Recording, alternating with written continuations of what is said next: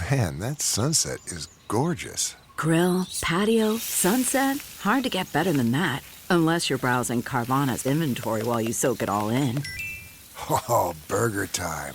So sit back, get comfortable. Carvana's got thousands of cars under $20,000 just waiting for you. I could stay here forever.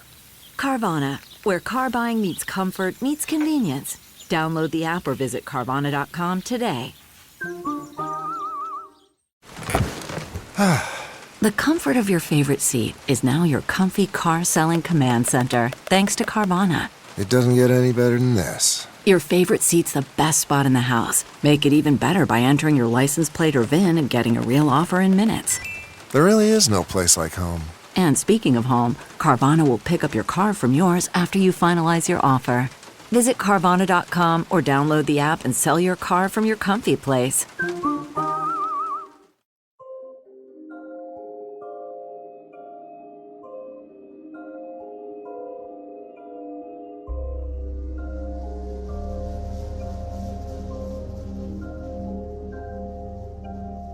In 1952, the United States Air Force began to experience an unprecedented buildup of reports of sightings of unidentified aerial phenomenon.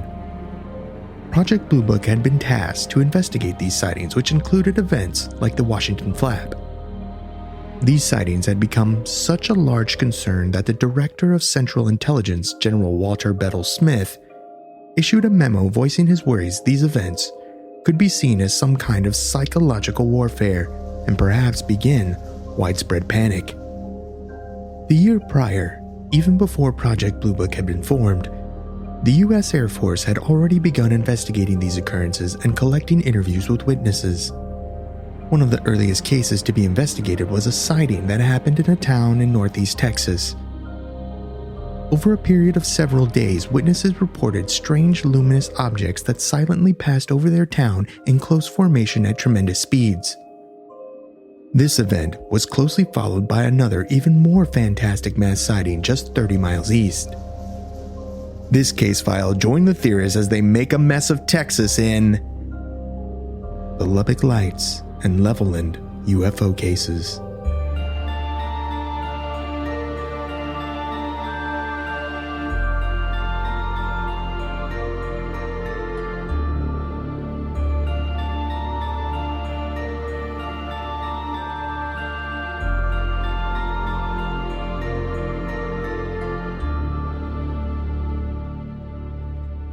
Welcome to Alien Theorist Theorizing, Case File 171.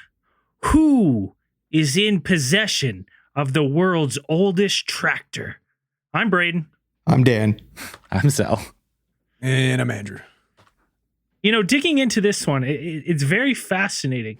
Again, I just couldn't stop after last case file digging into who, in fact, owns the world's oldest tractor. Is that why you started it like that? I made the joke that I was going to do that. We're not talking about that. We're talking about the Lubbock Lights / Levelland. How was the exact way to say it? Levelland. Levelland? Yep. And the Texas landing. There was something now I wanted to say at the beginning of this show, but I fucking can't remember now because of all this fuckery. I think I was going to make mention about our other show, Cosmic Channel, Sunday nights. It's our live call-in show. If you don't know, now you know. You can find that Spotify or anywhere you get podcasts. We'd prefer Spotify, but it's out there, Cosmic Channels. Look it up. It's basically this show, but powered by you. Well, if you're listening to this, then you are already on Spotify, and it's a quick little, just a search Cosmic Channels, boom, another 19 episodes of your boys sitting there. Yeah. So go check it out. Anyways, let's get right into, let's mess with Texas tonight, boys. Oh, shit. So we're talking about the Lubbock Lights, which if you are familiar with UFO or ufology in Texas, you probably have heard of it. I know a couple of listeners have suggested us looking into this specific case.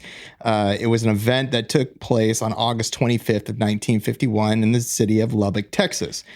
This one is so compelling because of the, I guess you could say, the quality of witnesses, not necessarily the quantity, but the quality of some of the witnesses. Starting off with a handful of scientists and professors from the Texas Technical College that were hanging out, having a late summer barbecue in the backyard of one of the geology professors, a Dr. W.I. Robinson. Oh. Along with him, you had the Dr. A.G. Oberg, who was a professor of chemical engineering. And then you had W.L. Ducker, who was the head of the department for petroleum engineering. So a bunch of nerds having a cookout. Yeah, I think they were having a couple sipping wine and doing math. Staring at the skies, doing... Oh, man, everybody knows nerds go the hardest. Oh, yeah, drinking hard, sketching. Bro, they're probably on LSD having a fucking time. Well, it's a geology professor, a chemical engineering professor, and the head of the petroleum engineering. So I'm pretty sure all these guys were with Big Oil. Yeah. Oh, so they're really partying. Oh, they got the money. Oh, they got Coke money. All right, cool. Yeah. He's like, check out these rocks. Yeah. So late in the evening, all three men reported seeing a number of unfamiliar lights, a formation of lights that raced without any noise across the sky from horizon to horizon in a brief few seconds. So this was something that they remarked on as being completely strange. It's not something that they recognized. It was not a phenomenon that had been repeated or they had seen before. And they said that they had the impression that there was probably about 30 of these lights giving off their own light. They described them as luminous. So they seemed to be emanating their own light. It wasn't a reflection or anything like that. And they seemed to be arranged in the shape of a crescent. Like a flying V. Right. Kind of looked like. Ducks fly together. Quack, quack, quack, quack. Zell, did you have a picture of what they had claimed to have witnessed up? I do have a picture. I cannot play it on the live stream because we don't actually. Oh yeah, that's we don't own it. But there is a picture. Look it up. Look it up. If you search Lubbock lights, there's not a lot of pictures. You can easily find the renditions or the reprints. Was there any color to these lights? So of these, I didn't get any colors from them. From one of the reports that I read, they didn't really describe any changes in color. It just seemed to be described as like a general luminosity. So we have a bunch of nerds having a barbecue, staring at the skies. They witness on a lot of drugs. Allegedly. This is Texas, not California. Yeah. They're just drinking good old Budweiser at this point. And everything's bigger in Texas. They're doing more drugs. That means bigger drugs. Just tall. They're probably tall cans shooting their bottles off the fence, off each other's heads. With their revolvers. Yeah. So they didn't just see one formation of these lights. They actually saw a repeat performance where they said they saw another similar formation go across the sky. They reported this to the papers, and I guess their local paper, one of them was the Lubbock Avalanche Journal. Being the scientific minded people that they were, they started their own informal investigation, since there wasn't really any at that point. I don't think Project Blue Book wasn't known yet. And so those things, they didn't really have anybody to really start investigating on their own. There's no MUFON back in the day. So these are just three professors who, this sparks an interest in them. Like, well, what the hell did we see? So they start to try to figure out what exactly it could have been. Yeah, because they see them this night a couple times, but they also see them. They actually see them more like for over the next little while. They see them a bunch of times. So they start like calculating and trying to guess their speed and note their angle. And they always seem to like travel from north to south. So this seems like a repeating pattern of whatever these UFO lights are. Right. So they collected reports totaling a number of 12 reported sightings among them and their friends in the weeks after the first August 25th sighting. So the initial sighting, they've seen it twice in a night. And then in the subsequent weeks, they've seen it 12 more times from different people reporting. And everyone kind of corroborates the same type of formation and speed like over the horizon at the same north-south angle. Right. So this continued for at least 5 more days. You had these lights going across the night sky, so people were started to look for them. And as more people started to look for them, more people reported seeing the same thing or a similar sight in the night sky. One of these people was 18-year-old Carl Hart Jr. He actually used a Kodak 35 millimeter camera to snap at least the 2 photos, probably the 2 primary photos that will come up in a search of the Lubbock lights. Like those are the ones that he took of these objects. And if you look at them, they're these objects that look just, and it's good. It's good for like taking photos with even a good camera at night is difficult. Yeah. Low light's hard. Right. Low light is hard. So like the fact that he caught anything is like good. And like, these are not, I would not say these are bad pictures. Are they the best? No. But like, they are not like corroborated with the like eyewitness accounts. These are good photos. These are really good. This is the best you could ask for, especially in 1951. And they all resemble like the U shape or V shape. Some of them a little blurrier than others, but pretty much you can tell that there's multiple objects. It's hard. It's tough to count the dots. They kind of blur into each other, but like what do they say? Like about 20 dots, like 20 objects. About 18 to 20 was their estimate. Yeah. But so let's say 18 or 20 in pretty much all the accounts of the same type of thing over the same time period. Right. And most of the witnesses didn't report any type of sound. So it didn't really fit fit into the checkbox of being some type of aircraft or thing like that. They didn't hear any propellers. They probably wouldn't have been fully familiar with the jet engine aircraft, or you probably would have heard one, a 1950s jet engine back then. Early, you didn't have the kind of tuning that you have today to keep them a little bit quieter. But at least one witness, a Roger Dodds, heard what he described as a slight rustling or like a whooshing sound as these objects passed overhead. But that was only from one guy heard a sound, right? And he right. described one person recorded, recalled hearing some type of sound. And all other people who had sightings at different places reported nothing audible from the formation. So you have these tons of people reporting seeing strange objects in the sky. It's 1950, post World War II. You've got all kinds of things going on. The Air Force is now fully engaged in identifying, or they're getting engaged, or they're beginning to kind of ramp up their efforts in order to identify anything that's in the sky. Enter Captain Edward J. Ruppelt, who is the Air Force officer who would be the first director of Project Blue Book, which, right. If you know anything about UFO investigation, you know about Project Blue Book. And he traveled to Lubbock to actually investigate this case. So he investigated it personally. He took a personal interest in the case. Well, I'm kind of the opinion that it's like Project Blue Book was kind of early days. It was probably just like a pet project. And I don't personally know Captain Edward J. Ruppelt, and I can't really find anything about him, but I would assume that it's kind of like he probably felt like he was getting the short end of the stick. They're kind of sending him out. Yeah, we're going to send you out to Lubbock, Texas. You want me to do what? Check this out. You want me to do what? What? What? What? Go out to Texas? Better than desk duty, I guess.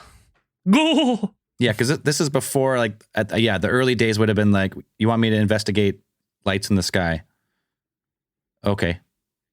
And they probably didn't even reimburse him for transportation. No, and pay out of pocket.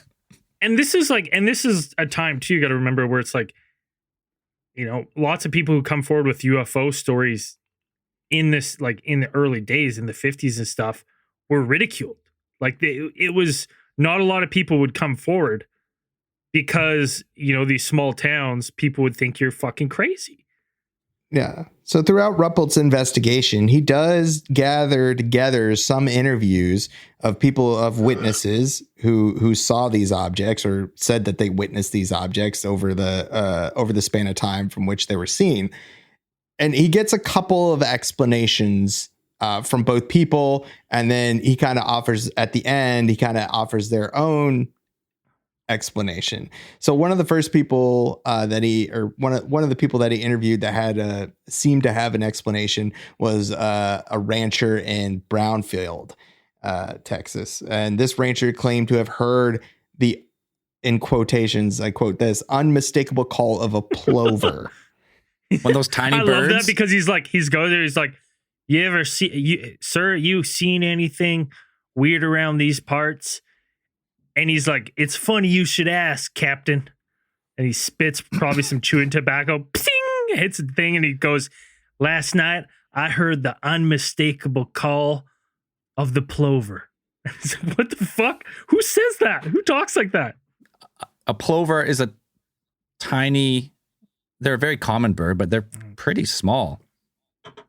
Right. There's a bunch of different kinds of kind plover. of variants of them. Now, so you kind of have, yeah. Zal, you seem pretty versed in what a plover is. Can you give us the call? I don't want to hear it. I just, it's pretty good. Unmistakable. Followed by a 3 whoosh.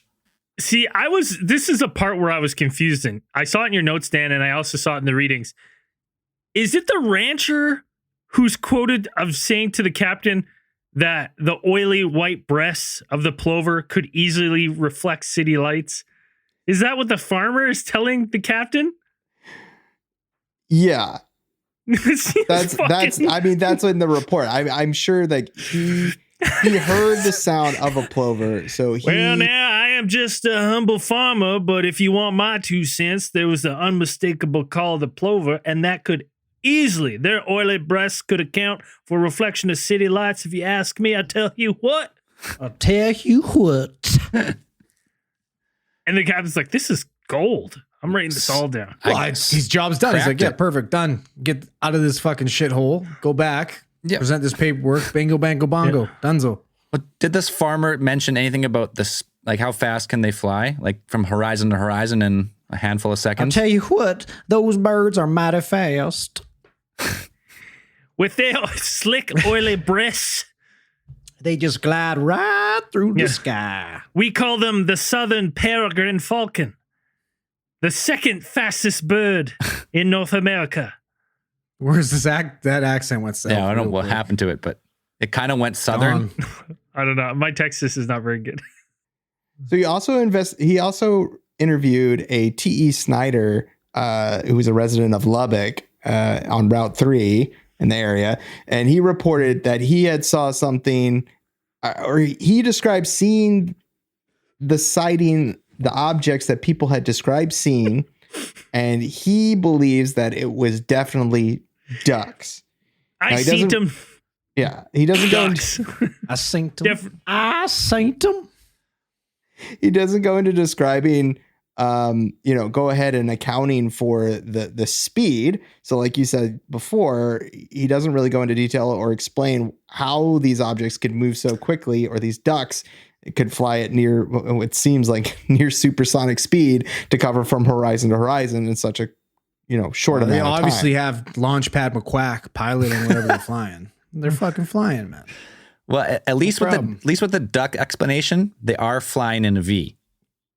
At least ducks fly together. We know this. Ducks fly together. The whole world bringing it knows back. that. A plover does not make sense. It's a small bird, and I don't think they even fly in that type of formation. Everyone knows, like, listen, is it that outrageous to say that maybe ducks have some sort of bioluminescent that we haven't discovered yet? Because we just found it in wolverines or whatnot. Tasmanian devils.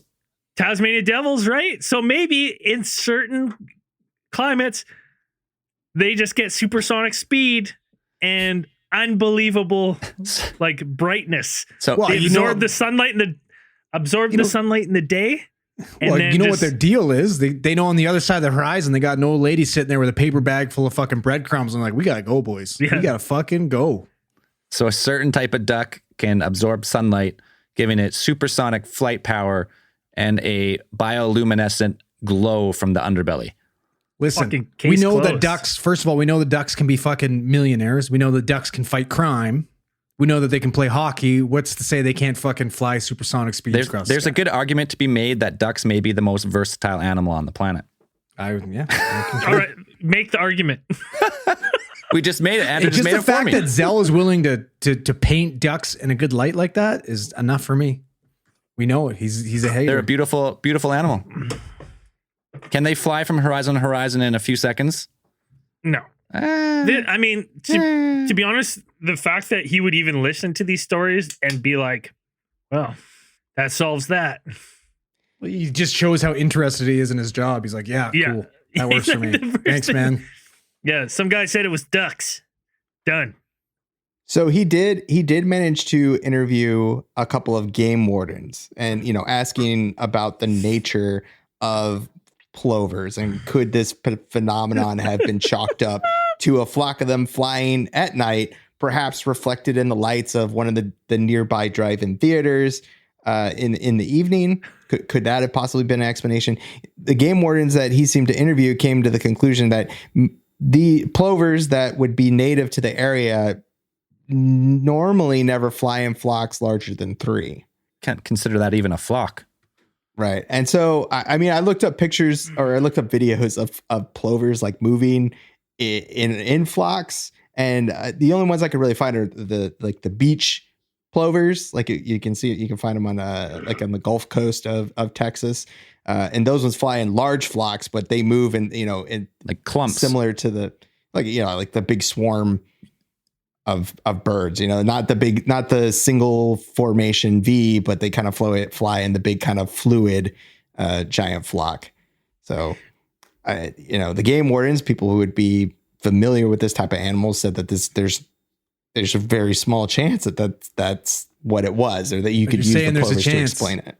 You're saying there's a chance. Well, that's how that conversation must have went. He must have gone to them and been like, "You seen those lights there, Warden? You hear about them?" And the warden's like, "Yeah, it's crazy. It's just crazy stuff." And he's like, "I'm getting reports that it's unmistakably plovers."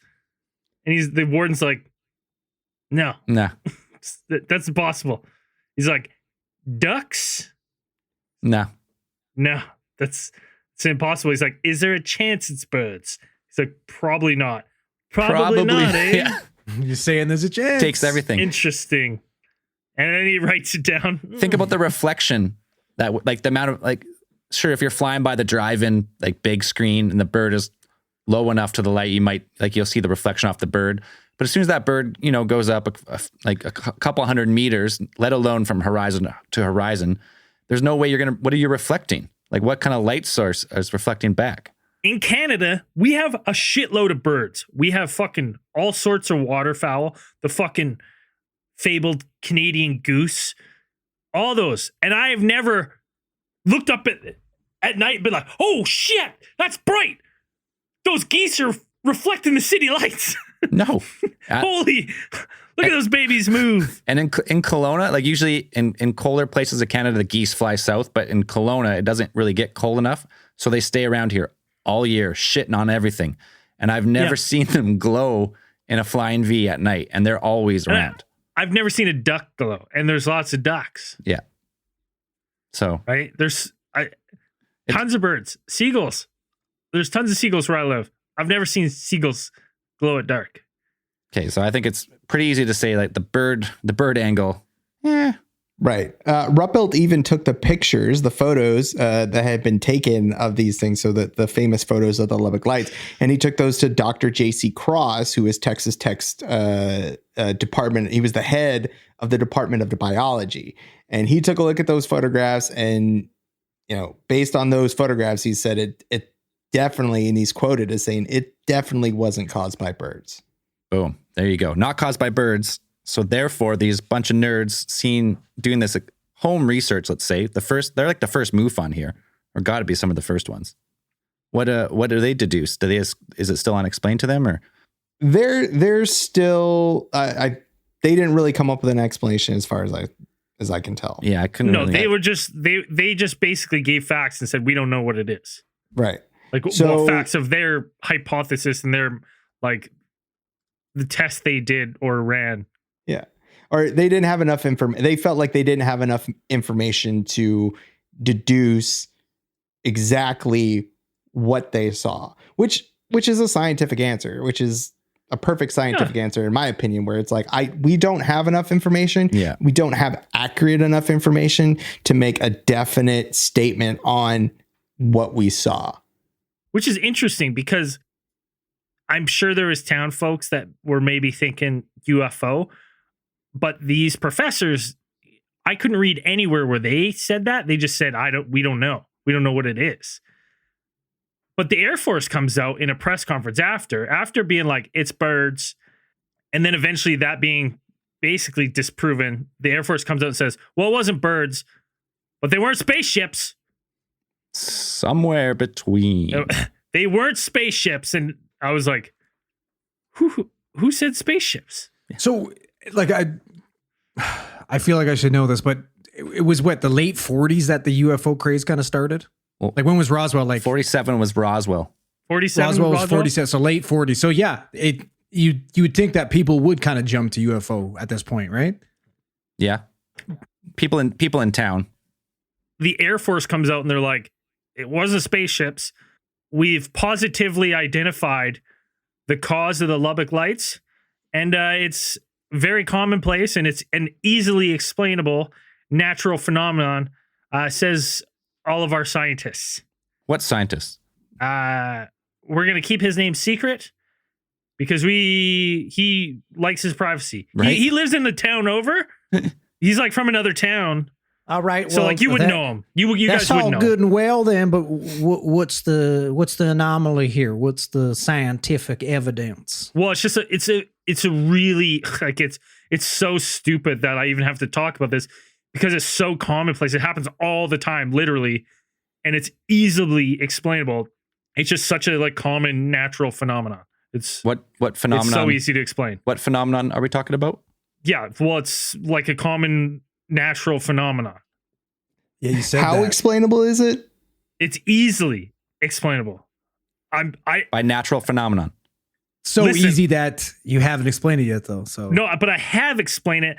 I don't know if it's you simpletons down here in the South, but it's a commonplace natural okay, phenomenon. easy, What aren't you easy. understanding? It's super easy. It's super easy to get, and you guys aren't getting it.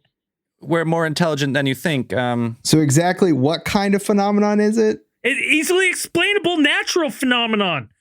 Like, What aren't you getting? are we talking like a Mercury reflection, Venus reflection? What kind of No. Ball What are you lightning? talking about? What are you guys? Are you guys scientists? You don't know what you're talking about? swamp gas? It's easily explainable natural phenomenon. It's commonplace. It happens all the time. That was that's their legit explanation. Yeah. It bogs my mind that they're just like, yeah, our scientists say it's a natural, easily explainable natural phenomenon. Never once do they explain or provide any details on what it is or any information of their scientists that say this. They're just like, yep. They didn't even leave it vague by saying like weather phenomenon or atmospheric phenomenon. They just say easily explainable. It's like one of those ones of like, it's so easy. Why don't you tell me? Because it's so easy to know. I want to know if you know. Tell me what you know. It's easy. I'm waiting. Tell me what you know. I'm waiting. Yeah. It's ridiculous. So in 1951, possibly one of the explanations is that besides a totally perfectly explainable natural phenomenon as stated by some scientist who refuses to be identified From the next town over. You wouldn't know him. You wouldn't know him. The other possible explanation is that perhaps what the people had seen, they had misidentified it was perhaps a type of experimental flying wing bomber, which the Air Force did have at the time. It was that fast and had that many lights. Well, that's the other thing.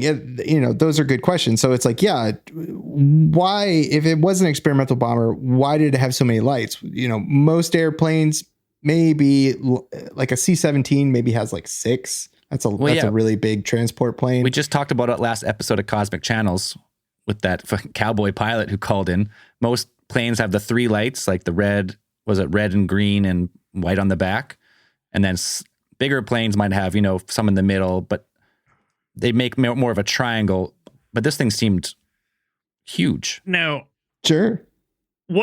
So when was the U2? The U2 was, when did that fly? 1955? Yeah, but a U2 is a high altitude. Yeah. Yes, but I'm just saying, I'm like, if you look at the shape of the U2, do we know what happened to the U1? Oh, you're saying Right? test flight of experimental flights, aircraft. Right? I mean, it's lower flight. They put lights on it because they want people to spot it, because they want like the military airbase and stuff to be scrambling to be like, we're not getting anything on radar, but everyone's reporting these lights. That's how they know it's working, right? Because everyone's reporting that they see it, but you're not getting any confirmation from any kind of instrument. City in fucking Texas has an Air Force base. It's crazy, but yeah, every single one. But the speed, like what does Lubbock have? Like intercontinental airport or They're something? the intercontinental champions. Yeah, Of Air Force bases. Air Force bases. the speed and the sound, that's the only thing that I can't explain Well, with my U1 bomber theory. Yeah, like the speed is the main thing. The sound, like if it was far enough away and it was experimental aircraft, let's say, and they managed to make it more silent than a modern or a jet of that time. Okay, let's say sound. Okay, maybe it's bouncing the wrong way. You can't hear it, sure. But the speed at like these observers who are all like, they're all trained scientists in their own field. They're like, yeah, horizon to horizon in a handful of seconds, multiple times. And then other people corroborating the story.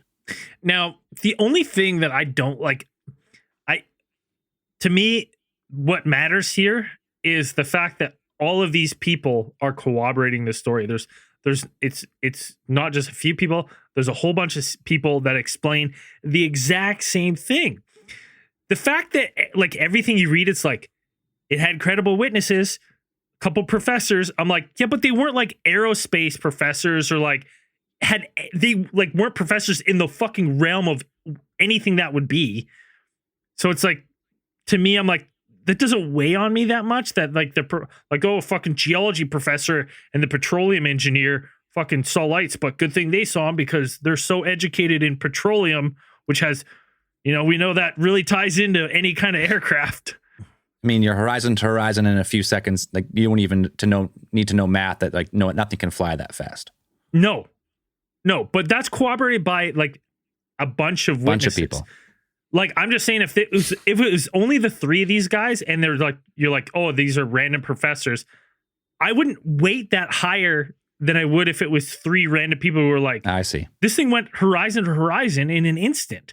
Like, that little detail to me is always a weird one with this one, where it's like they weigh these professors.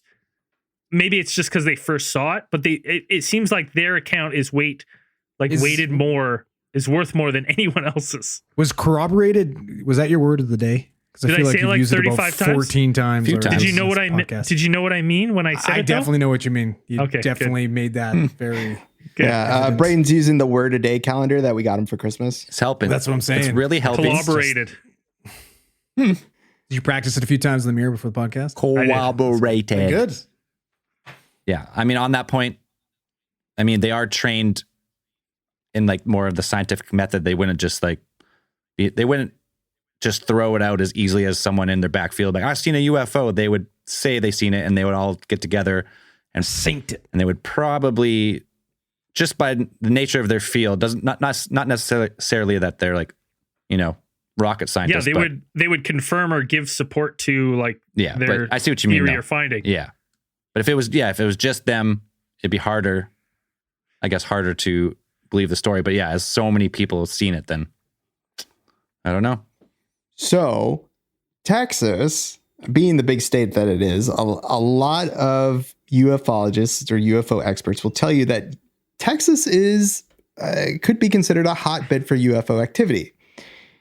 And another, perhaps stranger and perhaps even, I would say, more well-known in the circle of ufology is the Levelland UFO encounters. Oh, that's a good one. And Dan, just before we get to that one, let's take a quick beer break, refill, then we'll go to the second half of this two-part UFO case file. We'll be right back.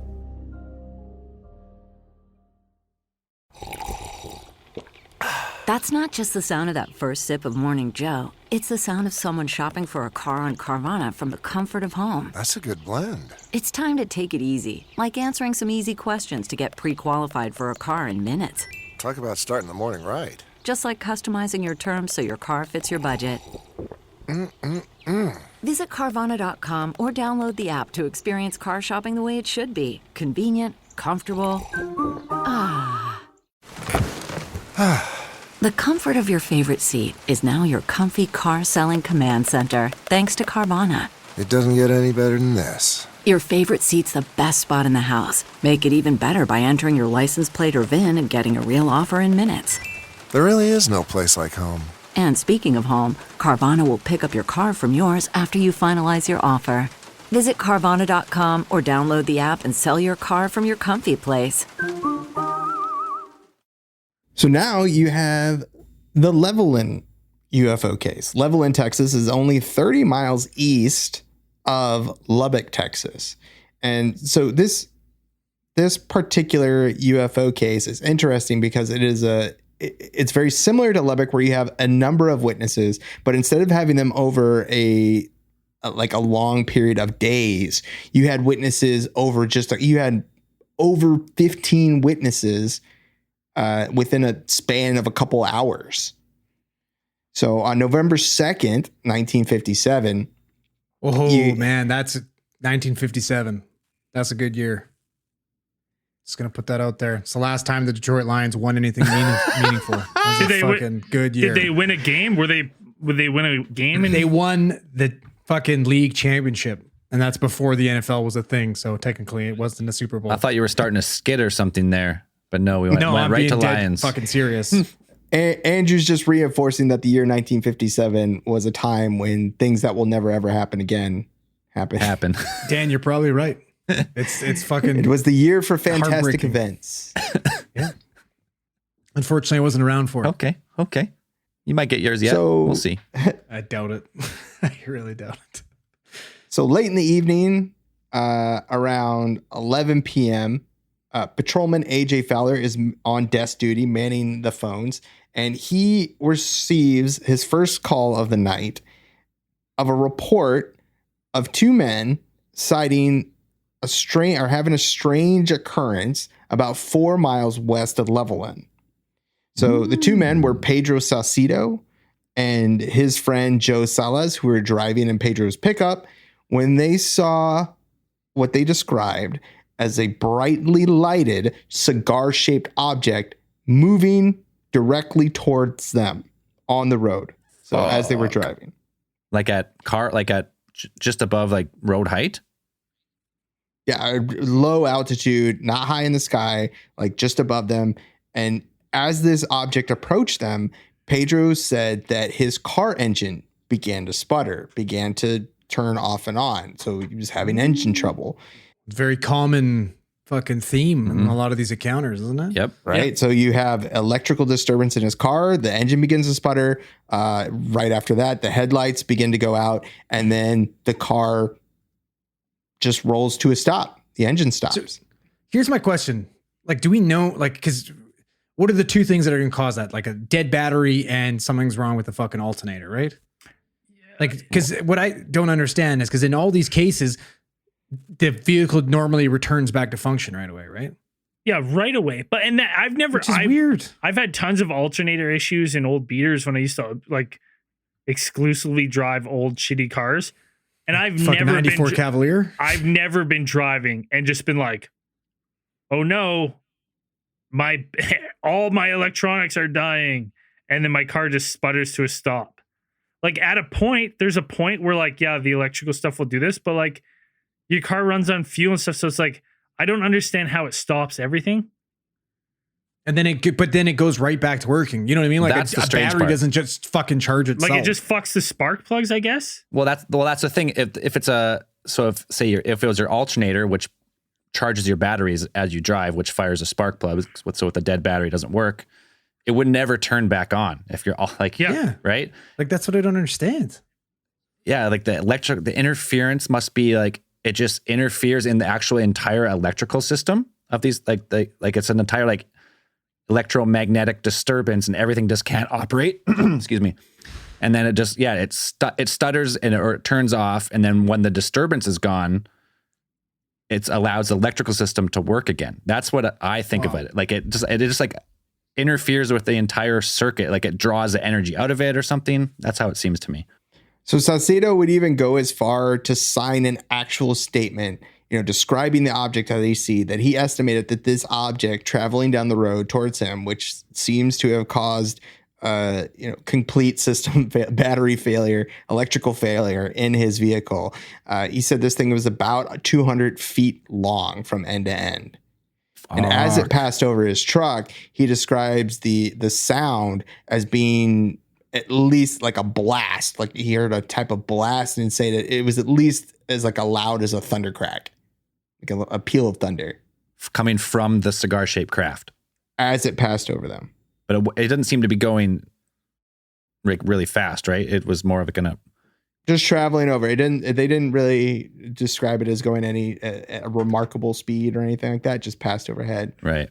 So it doesn't pick up speed at all though, because like that's weird. I was thinking about this too, because in my head when I was reading this, because it does say just pass slowly overhead, but the loud thunder, I was like, did it maybe, in my head I was like, when I read that, I thought, did it hit supersonic speed like instantly, or break the sound barrier, and just that was that loud crack? But by all accounts, like it just drifts away. Now I'm not quite sure because of the description of the experience. I'm not quite sure if Pedro and Joe actually had eyes on the craft the entire time, because they did exit the vehicle when the craft began to, when their car rolled to a stop and the craft was still approaching their vehicle.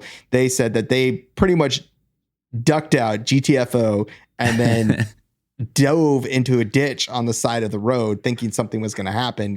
What they had no idea, but they felt like they would be safe on the side of the road with their pretty much, duck and cover maneuver.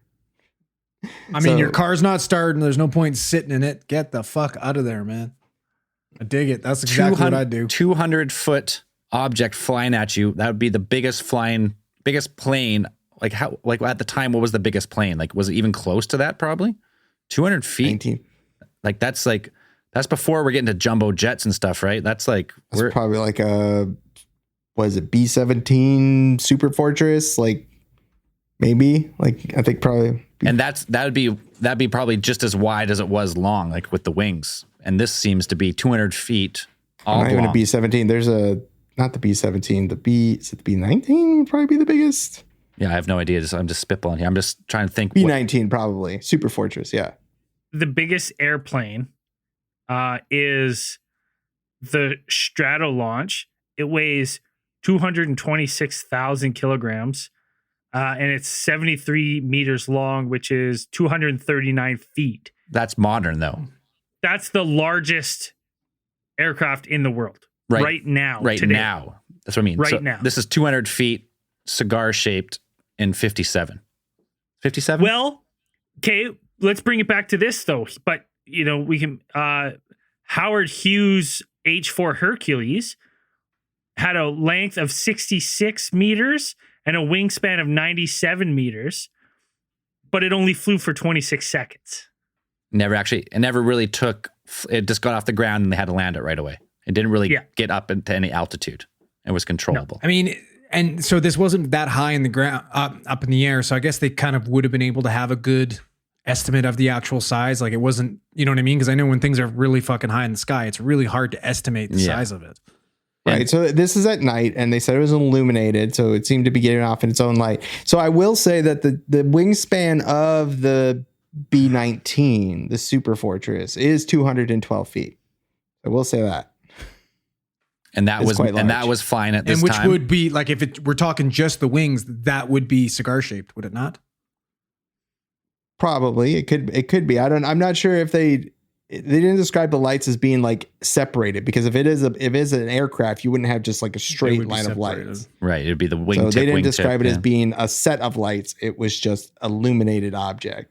So the B-19 had actually been retired since 1946. Well, yeah, only one was built, right? Of the B-19? Yeah. Let's see. I thought in my limited airplane knowledge. Are you talking about the Spruce Goose or are you talking about The Spruce Goose is an airplane? is it the Spruce Goose? I thought that That's B-19 awesome. was the experimental bomber where they were seeing how big of a bomber aircraft they could make. That's my recollection of it. I thought they only made one, but I could be completely fucking wrong.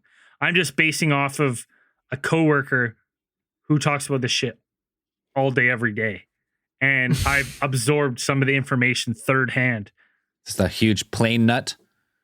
Yeah. So they were built in, so the first flight was 1941. And then about 5 years later, they were scrapped after that. So they didn't build many. I think there was the plans to convert it into a cargo aircraft, but the modifications, they never finished them. So now you just have these things. So it still would be extremely strange for a retired aircraft to be flying around That close to a pedestrian or a civilian road. Yeah. So I'd still chalk that up as to being really fucking weird. Right. And there was no sound made until it seemed to make like a cracking thunder sound. It wasn't like a slow roar. And then as it went past, Of it went like, quiet. holy fuck, there's a huge airplane on its way. So this is the first call that AJ Fowler receives, and the patrolman, wrote this off as being like, he thought these people were drunk. That was his explanation. He's like, these people have probably been drinking. I'm not going to take this seriously at all. There's no reason to believe them. Until about an hour later, about midnight, you have another motorist by the name of Jim Wheeler would call in with another report that he was driving close to the town of Whitharrell, which is about 4 miles east of Levelland. And he says he came upon what he described as some type of brightly lit egg-shaped object that was sitting on the actual road itself, right in the middle. Sitting on the road. Like parked. On the road.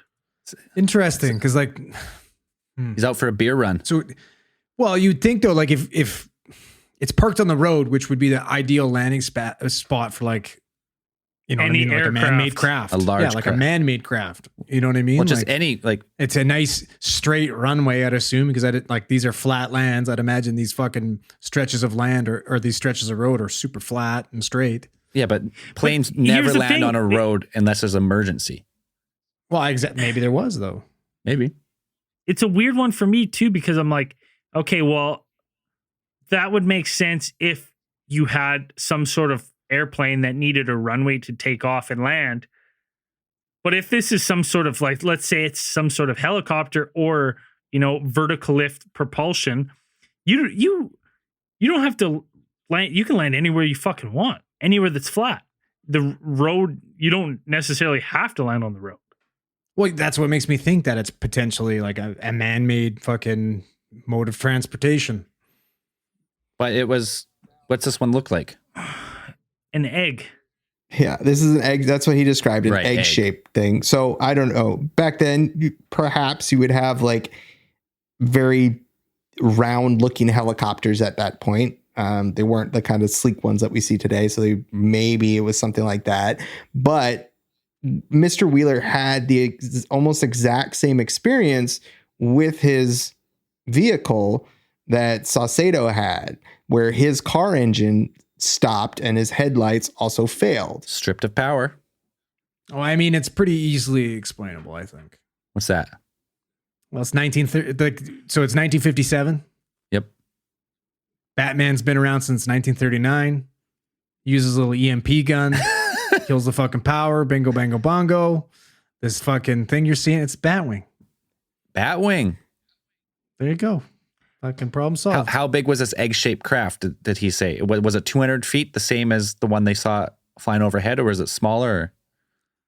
He doesn't really say, I don't think, right? He doesn't really give a size. I don't think he really described it. It just is egg-shaped So you're saying object. it could have just been the filming of Bill and Ted's Face the Music. What? Spoiler Why? alert. They have a egg-shaped time machine in that one. Oh. Was it good? Was it worth watching? I enjoyed it. I had fun. But Yeah. we're not saying that's not out of the picture. No, it's not. Nothing's- so that's on the nothing's table. ruled So out. keep So it could have that. been Batman. It could have been Bill and Ted. Okay, so put those in the possible column. Bill and Ted and Batman. Okay. Or Batman and Bill and Ted. We'll put them in alphabetical order. Okay. So Wheeler would go on to describe that after a brief amount of time of this craft or this object sitting on the road, he exited his vehicle because it just wasn't going anywhere. And looking at observing this object, he said that after a few minutes, probably not a few minutes, maybe perhaps a few seconds, the object lifted into the sky silently at about what he estimated about 200 feet and then just disappeared. That doesn't sound He like doesn't say that it left a trail or that it went into any certain type of direction. He says it just Any disappeared. noise? Any noise at all when it No disappears? noise. crack of thunder. completely silently. See, right there, that to me cancels out, Andrew, your theory that it could be some sort of something using the road as a runway, because with any kind of vertical propulsion, you wouldn't need to land on the road. Well, and also if you're trying to take off from a landed craft on a road, you'd need to speed up for quite a while, depending on the size. How close was he to this craft again? Doesn't really say. It doesn't give a It distance. doesn't really say how far he was, but I don't think it was probably. Well, it's got to be Say about far 50 because, again, yards. this is Texas. It's flat. Yeah. And all you can make out is the fact that it's the shape of a fucking oval. An egg, yeah. An egg. You know what I mean? So that, is he close enough to hear it? I don't know. If it's a jet, if you're with, if it's a jet, yeah. But well, I'm saying if I it, don't know. What do we have for helicopters in the late 50s? Nothing that looks like an egg. there, If we're from far away, maybe you're only seeing the fucking cab of it. You know what I mean? You're not seeing the tail. All right, but we don't have silent helicopters like that. no, right? there's no silent craft. I think at we do all. now, do we not? Not silent. Nothing silent. Nothing silent. Not I'm just completely. saying- silent. Well, but that's what I'm saying. How far away is he from this? Let's say How far away Let's is say he from he's 50 meters. He You stopped. would still hear. Well, 50 meters you could hear it, no problem, and 50 meters you could see it. Definitely. Well, yeah. So You could definitely easily make out what it was. yeah, he's close enough to make out the shape as an egg. So he's definitely close enough to hear Exactly. any type of takeoff. No, Engine. I don't think so. Like, dude, all he's seeing is that it's a shape like a fucking oval. He has zero other description of this fucking object. Yeah, but I'm saying He's got to be pretty fucking far away from it. but how far can you hear a helicopter from? A long way. I don't know. Well, that's a good question. Like when we meet patients coming in on the helipad, man, like you'd be surprised. You really don't hear them from that fucking. Because they're coming from up, Like they're above you. If the helicopter was on the road in front of you and it sounds echoing off the road down between whatever it's there. Yeah, maybe I could be wrong. Anyways, I don't know. okay. I'm just saying because I'm assuming in my head he's pretty fucking far away. If all he sees is like a fucking We might have to outline call of up our fucking our flight specialist. Flight flight specialist. Okay, so we have the 200-foot cigar craft. We got a parked egg-shaped craft. Is there any other sightings of note? So then after that, about 10 minutes later, they get another phone call. And this is from a 19-year-old freshman going to Texas Tech University. His name is Newell Wright. And he said that he had been driving 9 miles east of Levelland when his car also experienced the same technical difficulties that the other two previous witnesses experienced. 3 for 3. Interesting. 3 for 3. We're on to And something. he says that he noticed some type of lighted object on the pavement in front of him. And he described this object as being about 125 feet long and emanating or being lit a bluish green color. I'm going to go ahead and say this right now that description to me is just as accurate as the 200-foot one, because as we start to get to something that big, you have no fucking idea. Like you're just stabbing in the dark. Like those ones who are saying 200 feet, that might be closer to 125 feet. You're just like, it's fucking big. I don't know. Fucking like I've never looked at an object and been like, holy fuck, that truck looks like it's 60 feet long. Ever in my entire life. That's Either I have my Why would you brain ever do doesn't that, work though, to a way. You truck? just don't do that. So it's like it's huge. So you just start to think of a number in your head. I think that's what happens. So it's interesting that it's on the pavement again, though. Like, of all the fucking land to occupy, they're occupying the fucking pavement. a giant craft this time. So now we got a 200 foot, we got an egg shape. Now we got a 125 footer. All On the affecting, seems to affect electrical systems in the car. Weren't you saying something about drones, Dan? That like when was the first military drone that they came up with? First military drone? Oh, I don't know Yeah. off the top of my head. No, the one in the 70s that came out recently was like that was the first atomic powered drone. So this is still probably too early for It's that. still a little bit early, and like radio technology was still there, but I don't think it was fully realized. Like radio controlled planes, like a full on. Well, and a Radio-controlled 125 aircraft. foot drone, that's huge. The drones are big. Well, again, but- we're not entirely sure. Like the size, I don't know if we can take that for what. Yeah, it okay, is. well, I don't know. you see I you agree see with something in that. the road, like you see trucks all the time, like big semis, like, oh, that's like, that's an 80 foot like people are, I have no idea of how long a semi is. Absolutely zero. well, maybe you don't have a good reference of measurement, but like I don't. for anyone who works in measurements or like, by a certain distance, you can give a reasonable estimate. The farther away it gets or the higher it gets harder. But if it's on the road in front of you and it's taking up, 2 lanes and you can see front to, that's like taking up like a row. There's like 80 trees between the front and the back. You could probably give a reasonable estimate. Do we know how far away these guys were? I think there are a number of other. So I will say that after these phone calls, like these 3 witnesses, there are another like 12 more witnesses end up calling by the end of the night and making reports of strange objects in the skies. Another truck driver from Waco, Texas, also experienced technical difficulties. So his truck also turned off, had the same experience, and they all reported seeing strange things in the sky. Some reported seeing orange object that also faded off into the bluish green color, similar to what was described in the previous encounter. And then some other people said that they saw something else land on the road about a quarter mile from where they were.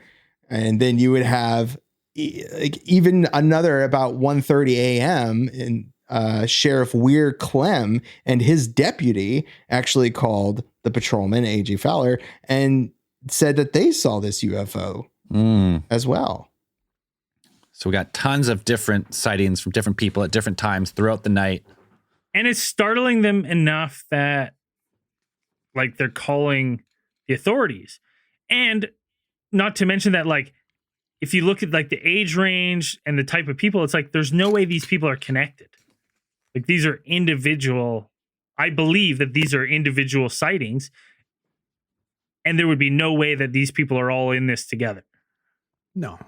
And like I'm trying to think, like it's such a common theme with these encounters with the vehicles losing power and stuff like that. And like trying to look at, like I was looking up when the first maybe like weaponized EMP was used. And that, I think that was like, it says here it's 62. You know what I mean? So we're pretty far away from that at this point. Like an EMP to shut down like enemy vehicles. Yeah. Like I don't know. It's fucking super interesting, man.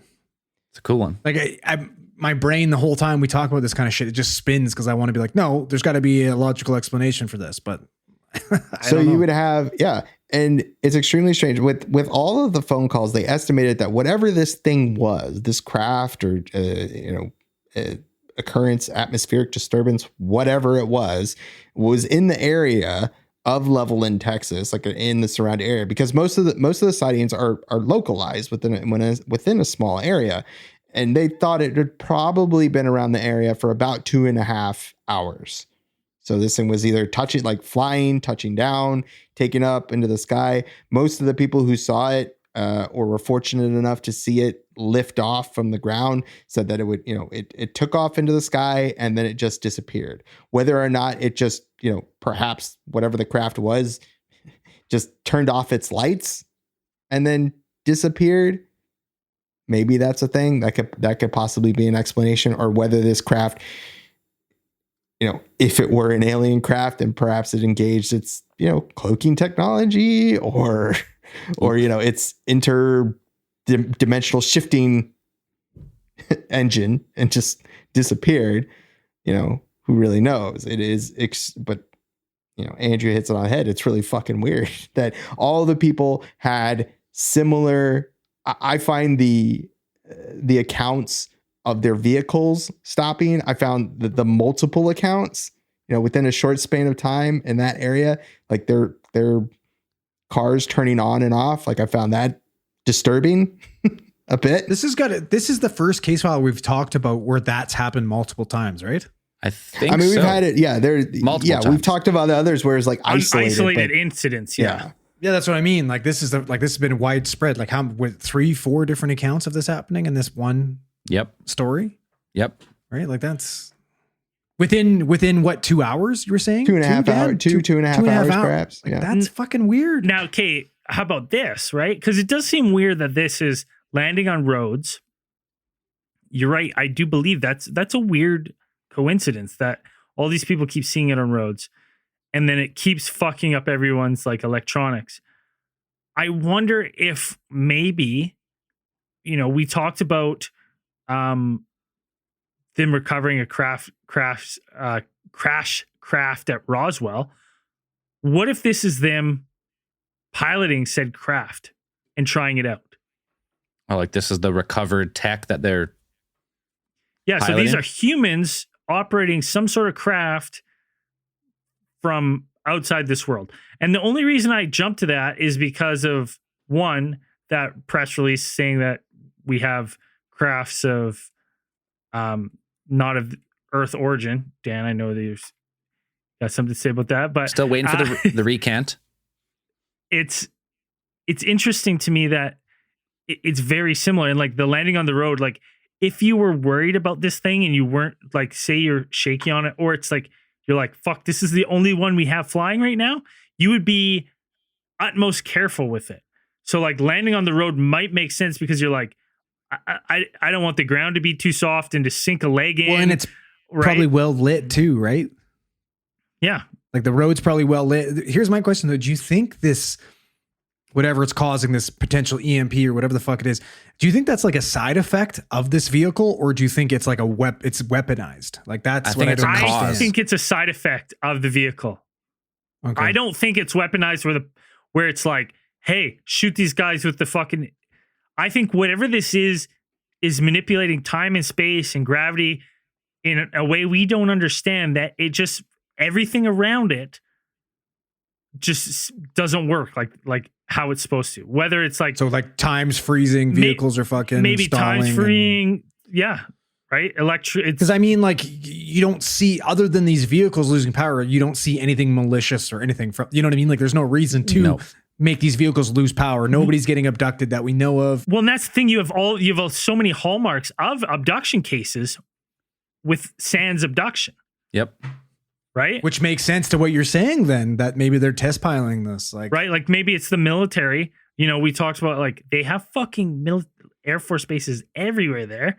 Right. Maybe this is getting it out of Roswell, getting it out of Area 51, and they're now in some sort of Texas airfield base testing out this craft. What about the size though? Because from all accounts, Roswell wasn't 125 or 200 feet. It was like, I'm not sure what the size, but they don't say it was like the size of a jet, that's a large aircraft. I mean, I take the size with a grain of salt. I don't know. Yeah, but can you tell the difference between 20 feet and 120 feet? Yeah, but it just, again, like, I don't know how close any of these people were. Like, all we get is just a random shape. We have no other details than that. Okay. How about, fair point. How about this then? Forget Roswell. Forget it. We know Bob Lazar on the Joe Rogan podcast had made mention that wasn't explored about them digging up spaceships. I still can't get over that. Our colleague, Joe Rogan. Yeah, our fellow colleague podcast. Yeah. And that never was touched on. What if this was something that was recovered in Operation High Jump and brought back? Oh, you're His high saying jump was 46. You're saying, yeah, was it? Yeah, immediately after World War II, 45, 46, maybe 47. It was before I think Roswell. it's before 46. Roswell. I'm pretty sure. I don't have the date, but it's before Roswell for sure. High jump was 46 to 47. So you're saying a craft recovered, an archaeological dig, as Lazar said, that was for some reason in the episode, for whatever reason, was never explored further. When he said that, and I was listening, I was like, ask about the dig. What about the dig? Where'd they get it? Come on. And then that was it. But okay. So they recovered this craft from, let's say, Roswell or high jump. Let's say, just hypothetical. They bring it back. They're flying them around, reverse engineer. Well, but can they reverse engineer it? So they have to be the same size, the same craft, and they're trying to fly it. Yeah, so maybe this is a big one that they found, but it's operational. Now, I'm just saying, like, when I'm looking at this now, when I'm looking at, I quickly brought up a synopsis of high jump, looking through the lens of this specific Texas case. And we know that Vance and Woodall died during a ship unloading accident. And they don't really say why, right? Who died? So I'm like, do I know this Vance guy? and Woodall. Oh, okay. Well, if I'm looking up, I clicked on his name. It says the official story is that he died on the Ross ice shelf under a piece of roller equipment designed to pave the ice. It's a terrible way to Well, die. that sounds exactly terrible. like a way you would probably die. Yeah, but in the Arctic. so how is that a ship unloading accident? Is that like unloading your roller? Anyways, rolling the ship off? That's kind of what I'm going to, is that maybe in high jump we recovered craft in Antarctica, and this is one of those craft because we don't know the size of them, and we know we took losses and ship losses, right? Maybe. So It was allegedly. hard to confirm. Allegedly. Hard to confirm. According to but- some Argentina newspaper. Yeah. Okay. So the size, whatever, 125 feet, 200 feet, maybe if it affects electrical systems and it's distorting like space and time, maybe light is also affected and the thing could be 30 feet, but it looks 200 feet. I mean, you could go a lot of different ways, but maybe because it doesn't really fit with like other ET like abduction, as in this thing just lands, someone sees it, it goes, "What's up?" and then takes off. And everyone's like, "Fuck, call the," and then everyone phones it in. Like, there's this thing that's knocking out power to my car. I don't know what it was. Egg shaped, like maybe cigar this was shape. one of the first test flights of it, Maybe. right? And they're like, holy fuck, like, you know, they're flying around, they don't know what the fuck's going on. They're like, land it, right? Like, get your bearings. You don't know how the navigation works on it. You're fucking lost. Maybe you can't see out the windows, right? Like, who knows? Okay. I mean, so Like, say if it's operated like telepathically, right? Let's say you get disoriented in it. The only way to you're like, we got to land and figure out where we are. Like, we got to step outside the craft, get our instruments out, figure out where we are so we can figure out how to get back. what was the closest liquor store to all of these stops? We got Charlie Red Star here. It's telepathically controlled. The guys are alcoholics, and it's just taking you near the closest liquor store. Park it on the road. Or, so human recovered ET craft itself coming down observing. Because this was early on. This is early. People are obviously very aware of UFOs and, you know, flying discs and all that stuff. But this is one of the first cases where they land on the road repeatedly and knock out people's power. What other theories we got? I mean, helicopter doesn't really make sense, like a actual like military helicopter. I don't know. It's a strange case for sure. Yeah. So I will say this and kind of to kind of wrap it up or something to say that the official Air Force explanation for that event had been ball lightning. You know, Well, they did hear that thunder, right? Like, didn't they just describe that initial sound like thunder? The two first people. The first people, yeah. Right. So, but the thing about ball lightning is a lot of these events in the early days of Project Blue Book, like ball lightning was kind of used as the coverall. It was kind of like this. It's ball lightning, or I think plasma was kind of like thrown around. Not the term ducks. plasma. With wet bellies? Not that wasn't. not ducks with Or- waxy bellies. Those fucking birds. Oily breasts. Oily Oily breasts. Holy Yeah. breasts. I don't think that came up in a lot of Air Force reports. No. But Ball lightning.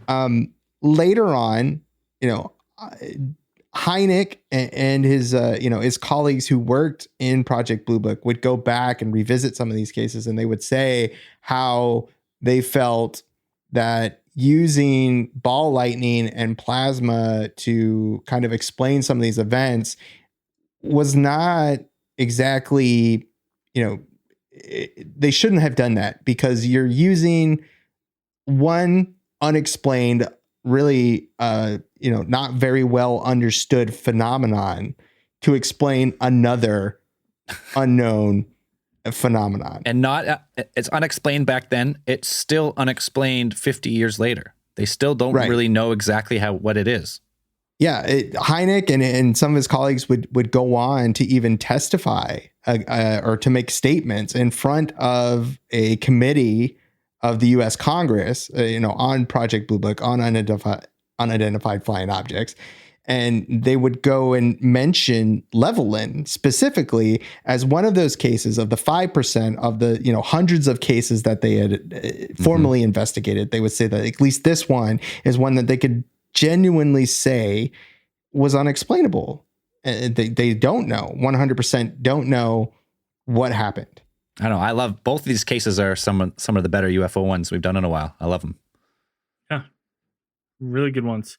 Hard to disprove or prove, but like there's no like easy explanation that's like, yep, that checks the boxes. Yeah, it's a craft. And but Other than Batman, obviously. Batman, I mean, Well, Batman checks all the boxes Batman, yeah, sure, all the time. sure. Now, I like that. Any other final thoughts that we didn't go over? I think we went through both those cases, pretty much all the main points. 2 unexplained, unsolved UFO encounters that still captivate people's attention. Was it 60 years later? Yeah. All right. Well, let's get into a little bit of space news. Well, first off, a little Aurora news. I know this is unpopular, but when we started the podcast in 2016, we were slowly entering solar minimum, which meant that every year we've been doing the podcast, there's been less and less solar activity. We are seemingly on the way out of that. So, we're going to start seeing a rise in auroras. So potentially it's going to be a good year to keep those eyes of the skies.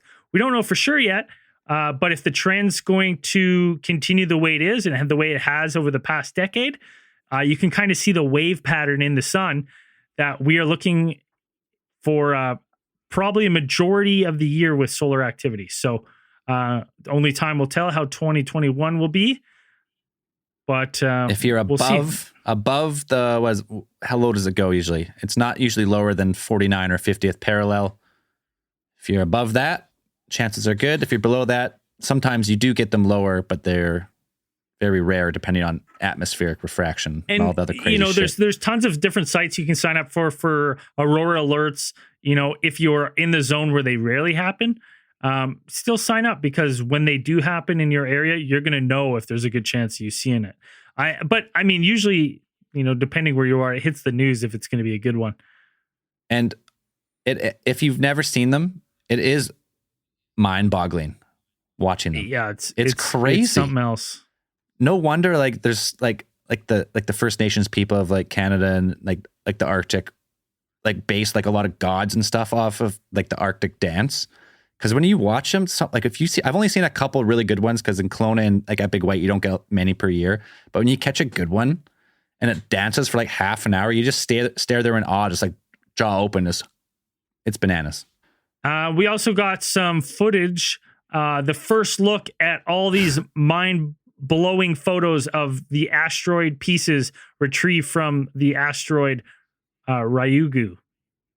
Oh, this is the Japanese Hayabusa 2 mission.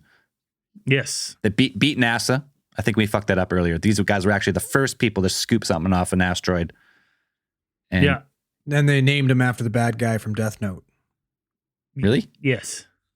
Oh, cool. It looks like charred. Looks like some ash. It looks like charcoal. Looks like charcoal. Yeah, It looks like that's good. crumpled charcoal. What did they get? Like a few pounds or something, right? Like 2 kilos or something. Oh, No, less than that. 5.4 grams. Yeah, not a lot. Not even close. I fucked that up. 5.4 grams of material. They say, like, dating it, they're saying it's thought to be 4.5 billion years old. So what's Earth? 4.5? What did they say? I don't know. 2020. Too old to really fathom. 2020. 2000. Earth is 2020 years old. 2021 now. Oh, sorry. It 2021 was a years long old. year. The last bit of space news. The universe sent us a nice farewell to 2020. A space cloud 75,000 light years away gave us an appropriate farewell to the dumpster fire of 2020. A big galactic fuck you to 2020 was seen by the Hubble. Newly discovered. It looks like a giant galactic middle finger. You can't share it? I want to see It kind of this. looks like a middle finger from the side, though, and like the knuckles are cut. Sideways bird. Side Yeah, that's bird. big time, Yeah, man. it kind of looks like a side bird. Serious. That's serious But business. that sideways bird, you don't want the fucking sideways bird. Like I can't share it on the live stream, but let's someone make a note. We'll post it in the Facebook group. We should probably we should start posting all the Science Alert stuff in the Facebook group. Those guys are awesome. So if you want to check it out, Facebook group or sciencealert.com, you can't miss it. It is a giant fuck you to 2020. Good riddance. On to a better year this year, by all accounts. Hopefully. Kick rocks. Looking up. It's looking up. See you never. Moving on from the dumpster fire to the ever-burning tire fire. Yes. Well, tire fires eventually go 2021. out. They eventually go out. This takes a really, really long time. All right, let's fire up the Randomatron. Set it for fan submission. I want to read a fan story tonight.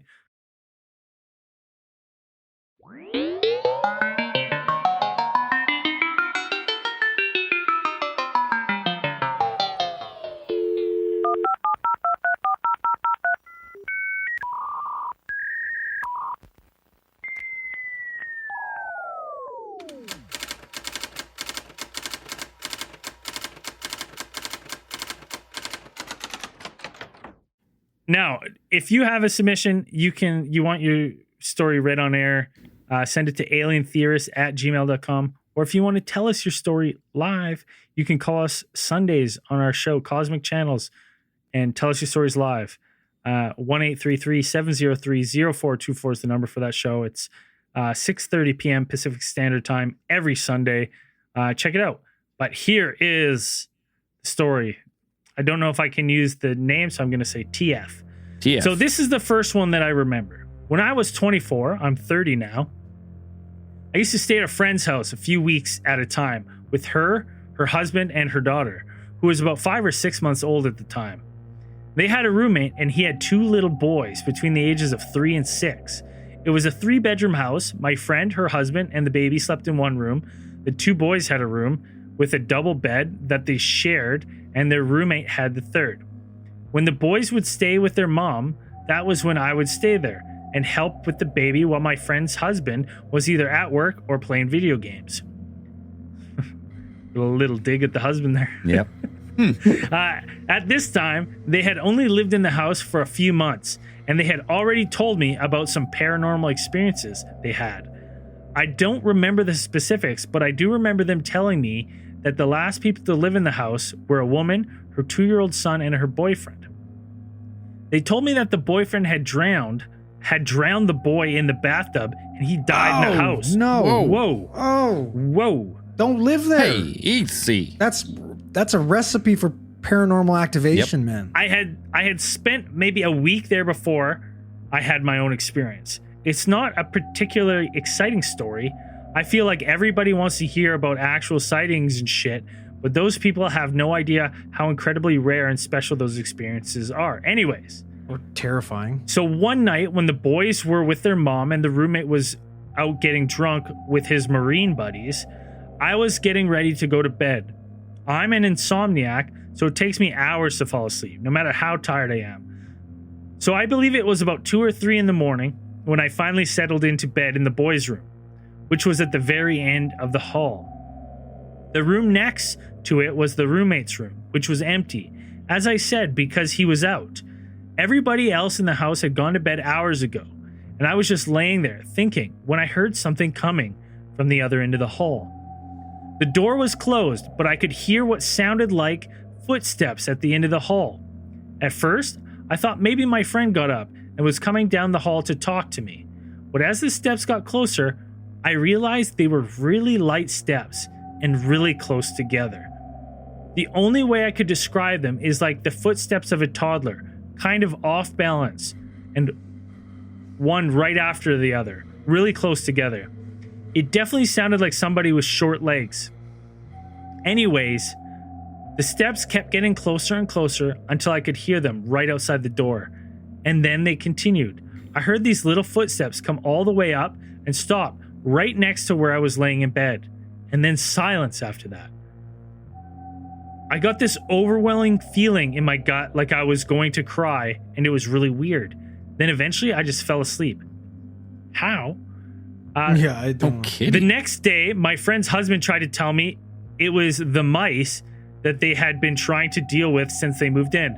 But I know what fucking mice sound like in the walls and the floor.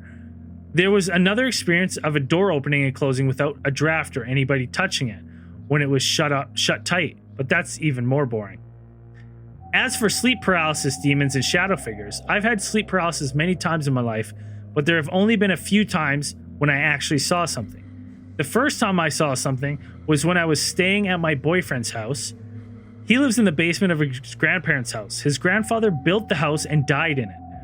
While I never saw or heard anything weird there, when I was paralyzed in bed, I always got a weird vibe from that place, particularly in the bedroom. So this one weekend, I was staying over, and we were both asleep in his room with the bedroom door open. I woke up because I felt someone watching me. I realized I couldn't move, and I looked around to see if anyone was actually there. I couldn't open my eyes all the way, but I was able to open them enough to see that there was something standing in the doorway. It didn't look like a person, but it was a shadowy impression of legs. I don't know if there was any more body parts because I couldn't look up any further. I started to panic, and I tried to wake my boyfriend, but I couldn't move, no matter how hard I tried. After a while, I just gave in and went back to sleep and woke up the next day just feeling really uneasy. I don't know if this was paranormal or if it was just in my head, but it was terrifying. I saw what I assumed to be the same figure, but in full form a couple times after that, in the same position and in the same play. Right in the doorway. I kind of got used to it after a while. I've always been fascinated with the paranormal, and it's not easy to scare me. The last time I stayed in that house was after a hurricane a couple years ago that flooded the basement, and he had to have it remodeled. In the process, he decided to knock the wall of the bedroom to make the living room bigger, and it turned what was supposed to be the garage into a bedroom. It's a really weird house with a weird layout. I don't know how else to describe it, but anyways, so his bedroom is now in front of the apartment next to the kitchen. This is unimportant, actually. I'm the worst at telling stories. So we're both laying in bed one night, and I'm laying on my back, and I wake up with my left hand on my chest, and I feel a weight pushing my arm down. I look down at my arm, and all I can make out in the darkness is a black face, like jet black, with big beady eyes and razor-sharp teeth clamped down on my forearm. Fuck. It was hard to tell by looking at it, but I had thought it was female for some reason. She had stringy black hair. Sleep paralysis has always scared the fuck out of me, but this time was the worst. I'm sure it was only in my weird fucking brain, but it felt so real. I tried to shake her off, but I couldn't move. I did manage to get the words, "get the fuck out of my mouth" for sure, because my boyfriend told me the next morning that he thought he heard me say that. I've attached a shitty drawing of the bitch that sunk her teeth into my arm. I took artistic liberties into my arm. I took artistic liberties in drawing the rest of her body, which I couldn't see in the dark. A friend of mine suggested I name her Brenda, and I thought it was hilarious, so that's what I call now. Thanks for being open to reading all this. I'm on Case File 36 on Spotify and have been binging the pod for the last week or two. It's been a real comfort to me in these shitty times.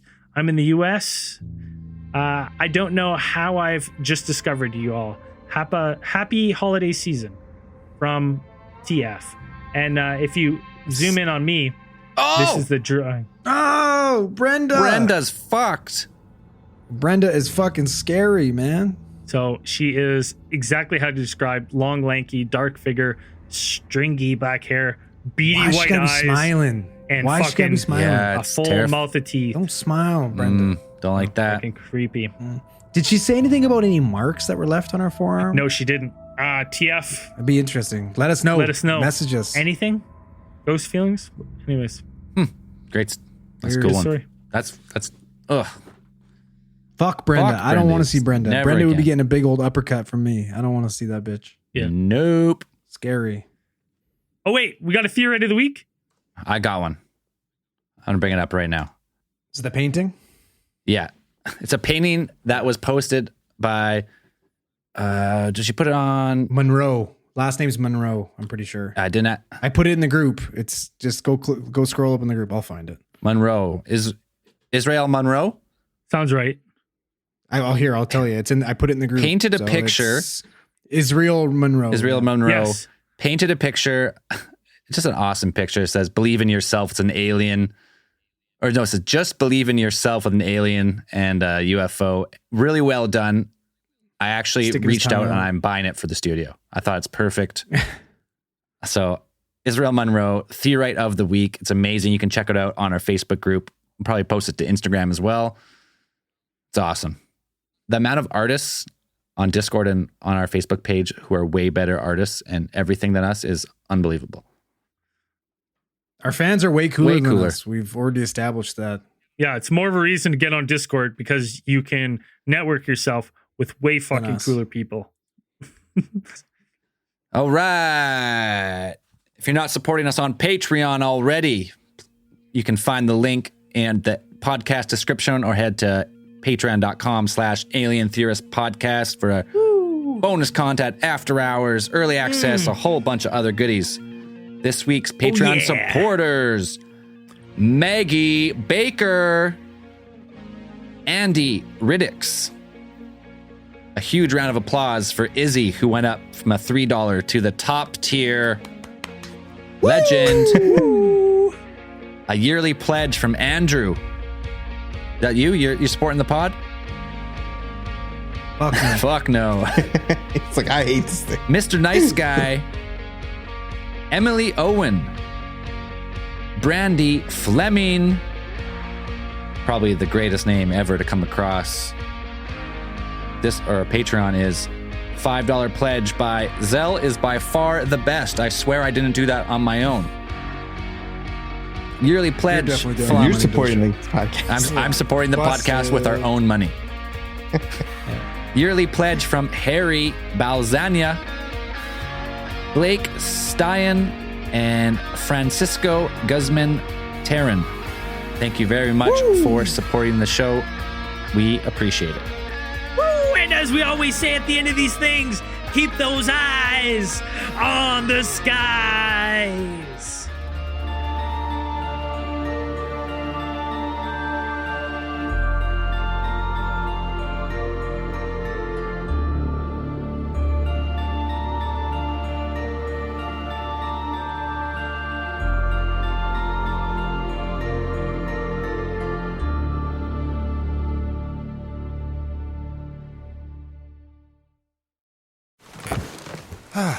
The comfort of your favorite seat is now your comfy car selling command center, thanks to Carvana. It doesn't get any better than this. Your favorite seat's the best spot in the house. Make it even better by entering your license plate or VIN and getting a real offer in minutes. There really is no place like home. And speaking of home, Carvana will pick up your car from yours after you finalize your offer. Visit Carvana.com or download the app and sell your car from your comfy place. Man, that sunset is gorgeous. Grill, patio, sunset. Hard to get better than that. Unless you're browsing Carvana's inventory while you soak it all in. Oh, burger time. So sit back, get comfortable. Carvana's got thousands of cars under $20,000 just waiting for you. I could stay here forever. Carvana, where car buying meets comfort meets convenience. Download the app or visit Carvana.com today.